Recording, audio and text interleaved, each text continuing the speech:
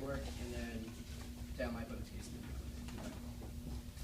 So go to their observation. They say that we shouldn't actually look at feasibility and that we only look at single-sex classrooms. But A, there's single-sex schools. Single-sex classrooms are in single-sex schools, so you're still looking at those. Second, they don't quantify how many single-sex classrooms versus single-sex schools there are, so you're going to be weighing both equally. But then furthermore, you're also going to be looking that we should look to the real world, not hypothetical. Yes, communism is good in theory, but we won the Cold War. Clearly, you should be looking at how it's implemented.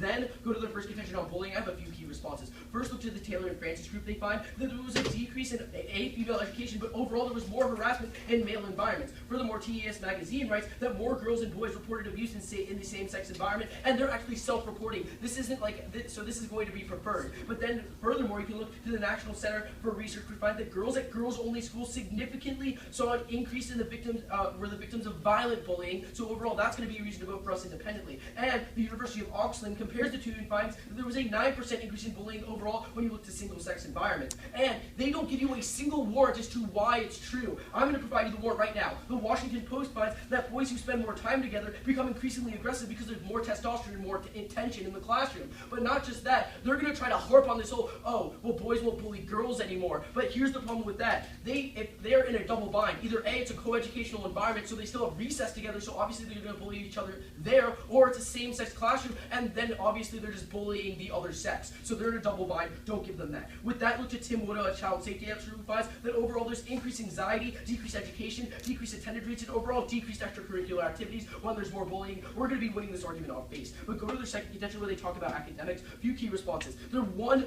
actual warrant is that there's more concentration. First, the Taylor and Francis group finds that not all classroom distractions are sexual. There's popularity, overall clicks, and overall clothes that create distractions. They don't isolate for any of those variables. Then their next study, Troy, only looks at South Korea. Then you can look to the University of Wisconsin where they talk about minorities.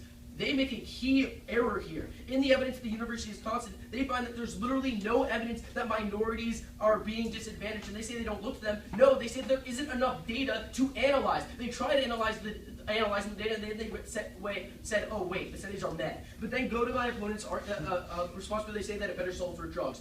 First, they don't give a warrant as to why it's true, but second, I'm going to provide the warrant. The MS Magazine finds that sex segregation increases sex stereotypes, which leads to more dangerous behavior like drug abuse. So we're going to be linking into that as well. But then furthermore, you go to their third contention where they talk about STEM jobs, and I have a few key responses. The first of which is that you can look to the Center for Educational Policy. They find that single-sex classrooms increase sex stereotypes because it reinforces the idea that girls are better than boys at some skills but not in others. In fact, empirically, Whitman College finds that gender segregation reinforces girls' belief they don't belong in STEM jobs. So that's a direct turn on the case. Insofar as that's true, it also finds that it carries into the real world. They don't give you any actual warrant there. But last but not least, look to the University of Wisconsin. They find that U.S. girls in co-ed schools reported higher educational aspirations, meaning that over single-sex schools. So obviously, they actually want to aspire to be more, so they're going to be in more STEM jobs when they're in co-ed schools. But then go to some reasons to vote for us. Now they give one response saying that in California, teachers emphasize gender equality. This was